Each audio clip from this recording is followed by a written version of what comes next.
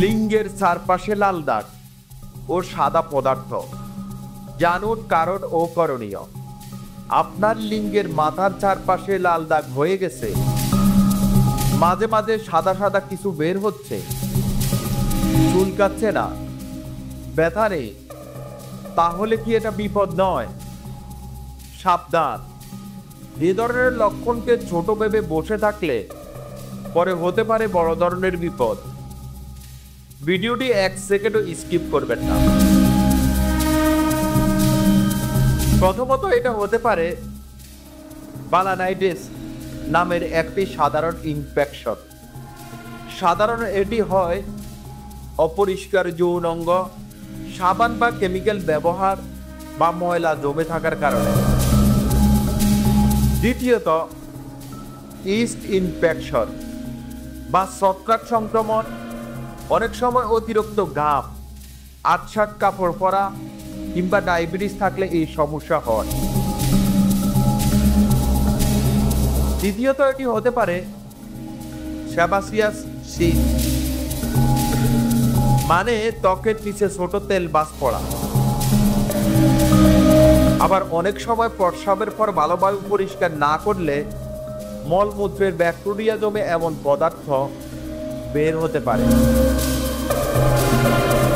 এখন কিভাবে বুঝবেন বিপজ্জনক নাকি নয়? সমস্যা যদি থাকে শুধু সাদা পদার্থ বা লাল দাগ পর্যন্ত, আর ব্যথা চুলকানি না থাকে, তাহলে এটি সম্ভবত মৃদু সমস্যা। কিন্তু এখন যে লক্ষণগুলোর কথা বলবো, সে লক্ষণগুলো থাকলে অবশ্যই ডাক্তারের কাছে যেতে হবে। 1 নম্বর লক্ষণ হলো জ্বালা পোড়া। 2 নম্বর লক্ষণ হলো দুর্গন্ধযুক্ত শ্বাস। 3 নম্বর লক্ষণ হলো পোড়া পেটে পুজ বা রক্ত বের হওয়া। 3 নম্বর লক্ষণ হলো লিঙ্গের চামড়া শক্ত হয়ে যাওয়া। 4 নম্বর লক্ষণ হলো যৌন মিলনের সময় ব্যথা। এখন আপনার করণীয় কি? প্রতিদিন গোসলের সময় পরিষ্কার পানি দিয়ে লিঙ্গের চারপাশে ভালোভাবে ধুয়ে নিন। কেমিক্যাল যুক্ত সাবান বা পাউডার ব্যবহার বন্ধ করুন। পরিষ্কার ও ঢিলে অন্তর্বাস করুন। প্রচুর পানি পান করুন, যাতে শরীর থেকে টক্সিন বেরিয়ে যায়। সমস্যা 3 থেকে 5 দিনের মধ্যে না কমলে